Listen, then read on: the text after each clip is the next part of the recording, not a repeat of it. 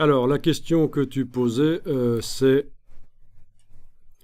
ceci. Par exemple, je vais faire des triangles, plusieurs triangles qui n'ont pas de couleur de fond, mais qui ont une couleur de contour, avec une épaisseur, voilà, et multiplier. Ok, je peux en sélectionner 3 après et encore multiplier, bien sûr. Ok. Et tu voudrais mettre un dégradé dans ces triangles sur le contour. Donc c'est possible de mettre un dégradé sur le contour. La case contour est à l'avant-plan, je vais aller chercher un dégradé.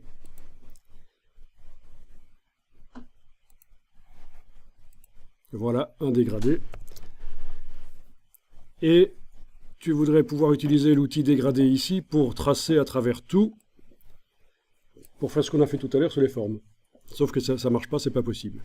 Donc la solution que je propose, ce serait d'abord, par sécurité, d'enregistrer le document comme ça.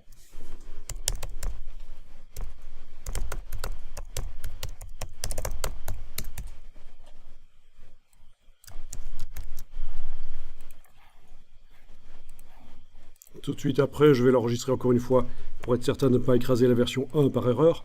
Donc j'enregistre la version 2. Comme ça, je garde quand même la version avec des contours dynamiques modifiables en épaisseur comme on veut. D'accord? Mais pour arriver à faire ce que tu veux faire sur les contours, il va falloir aller dans le menu Objet et décomposer. Oui, dans ce cas-ci, il ne propose pas de décomposer l'aspect, mais décomposer, ça devrait le faire. Ça va donc créer au départ des formes, au départ des traits, ça devrait créer des formes qui ont l'épaisseur du trait. Voilà, ok, dans la boîte qui apparaît. Et voilà.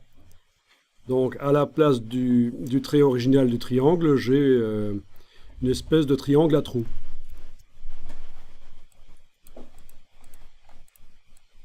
Si j'en superpose deux, on voit que c'est vraiment un trou. Hein. C'est ce qu'on appelle dans Illustrator un tracé transparent. Et voilà, et normalement, ça ce sont des formes sur lesquelles, quand je les sélectionne avec l'outil dégradé, je vais pouvoir appliquer le dégradé sur tout, comme tout à l'heure. Et ça ne marche pas, c'est toujours agréable. Parce que ce sont des formes fermées, à trous, sans doute. C'est parce que vous avez mis sans fond intérieur. Là, j'ai décomposé le contour, en fait. Je suis parti d'un contour qui a une certaine épaisseur et je l'ai transformé en une forme. Oui, c'est comme ça qu'on faisait avant, quand on voulait mettre un dégradé sur un contour, avant que Illustrator ne permette de le faire directement. On était obligé de faire ça, de décomposer les contours en forme. Et alors, j'espérais pouvoir tracer mon dégradé sur tout, comme ça, mais ça n'a pas l'air de fonctionner. Ah, mais oui, c'est normal. C'est normal. Réfléchis un peu.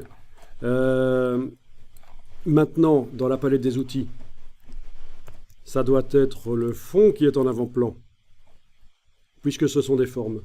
Le dégradé n'est plus sur le contour, il est sur le fond. Et avec l'outil dégradé, on y arrive. Voilà, donc tout s'explique, il faut réfléchir posément aux choses.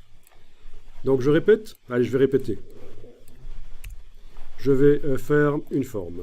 Et pour changer, je vais faire des carrés, voilà, carrés, qui vont avoir un dégradé sur leur contour.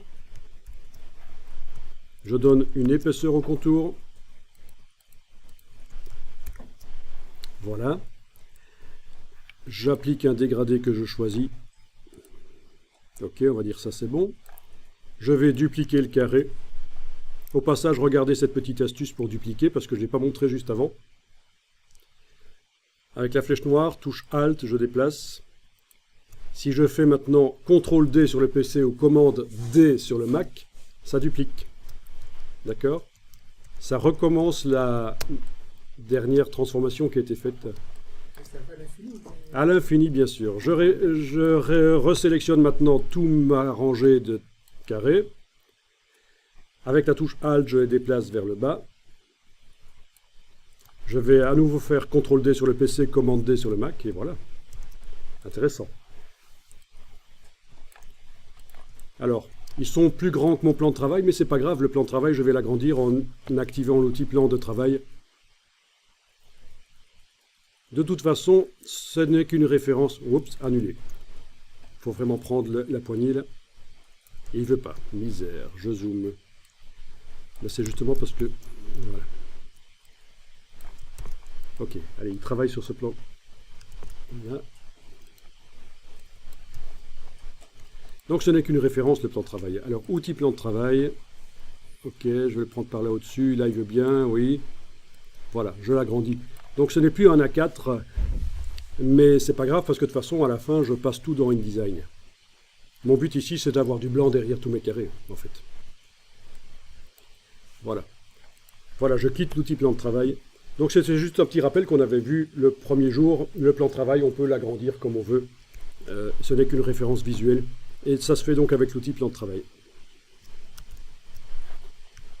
Ok, j'enregistre mon document comme ça pour pouvoir garder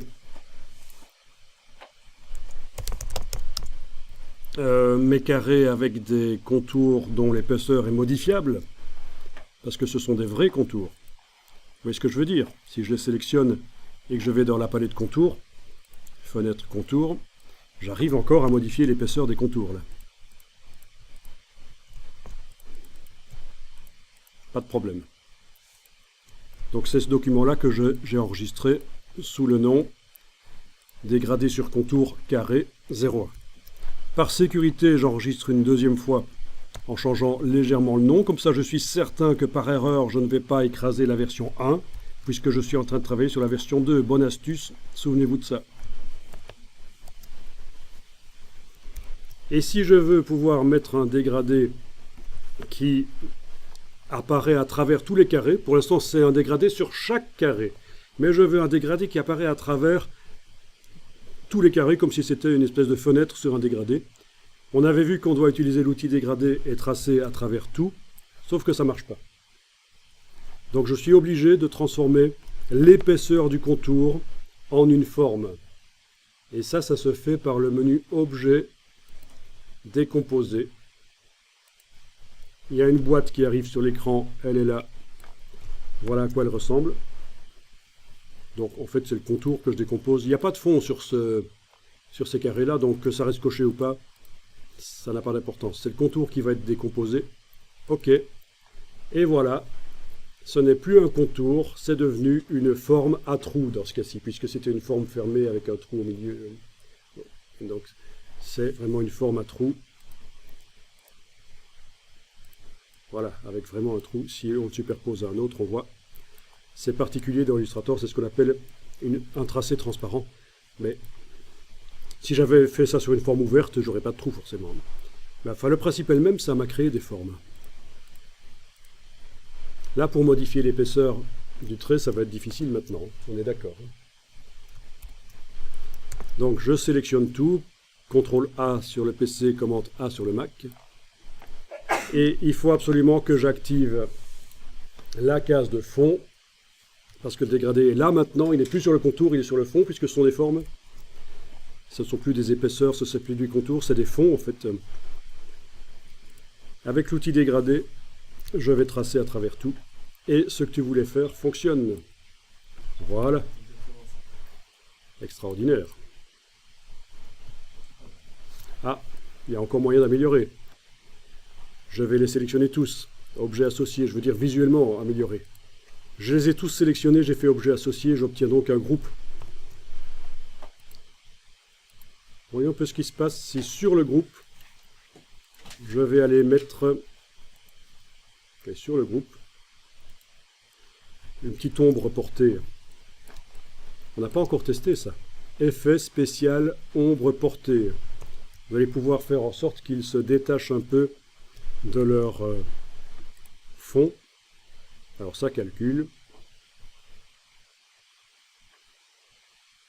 On va de toute façon l'utiliser aussi sur le texte, l'ombre portée. Alors, si vous voyez que ça calcule longtemps comme ça, c'est un problème. Il va falloir diminuer le réglage des effets de pixelisation plus tard pour que les choses aillent plus vite. Dans le menu effets, les paramètres des effets de pixelisation, il faudra les demander un peu moins précis le temps qu'on travaille. Parce que là, c'est dur. Ça calcule à chaque fois que je change quelque chose ici, ça va recalculer. Et ça prend du temps et je perds du temps.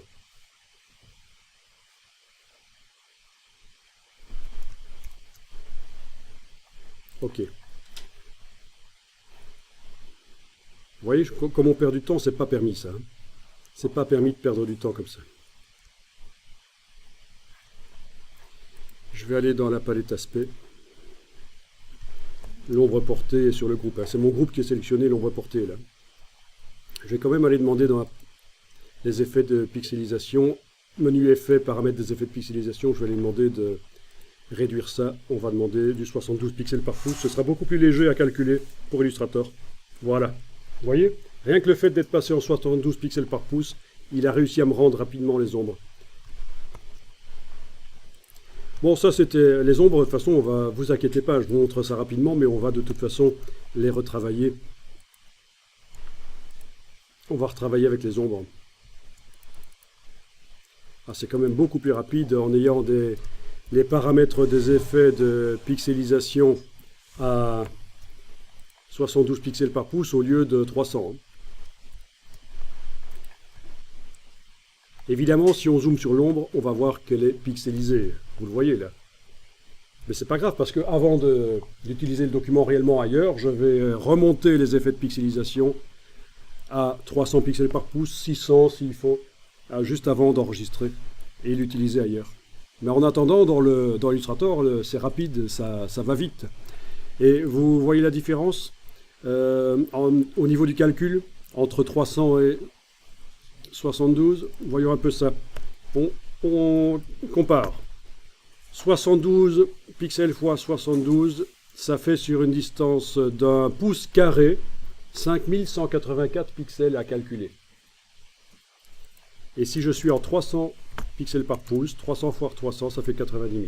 Donc entre 300 pixels par pouce rendu des effets de pixelisation et 72, on dirait qu'il n'y a pas grande différence, mais en fait, si. C'est la différence entre 5000 et 90 000. Ça fait 18 fois moins à calculer, en fait, pour Illustrator. Quand on est en 72 par rapport à 300. Vous voyez?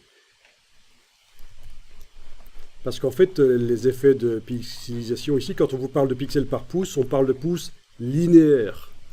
Sur une distance de 2,54 cm, il y en a 72. Mais si on parle en pouces carrés, 2,54 cm sur 2,54, une surface d'un pouce de côté, ben, tout de suite, ça multiplie, c'est 72 fois 72 dans ce cas-là. Et dans le cas de 300, c'est 300 fois 300. Vous voyez ce que je veux dire? Alors, je vais vous montrer quelque chose qui est vraiment très intéressant pour les infographistes qui débutent et qui vous permet justement de comprendre un peu ces histoires de résolution, parce qu'on parle de résolution quand on parle de pixels par pouce. Je vais vous montrer ça. Alors, dans Google, j'ai tapé ceci. Idico TV. Idico TV. Et la première chose qui arrive, c'est ceci, une chaîne YouTube. Je vous conseille vraiment, en tant que débutant, d'aller regarder cette chaîne YouTube qui vous explique le b.a.-ba des images vectorielles et pixels. C'est vraiment, ça va vous aider à mieux comprendre les choses.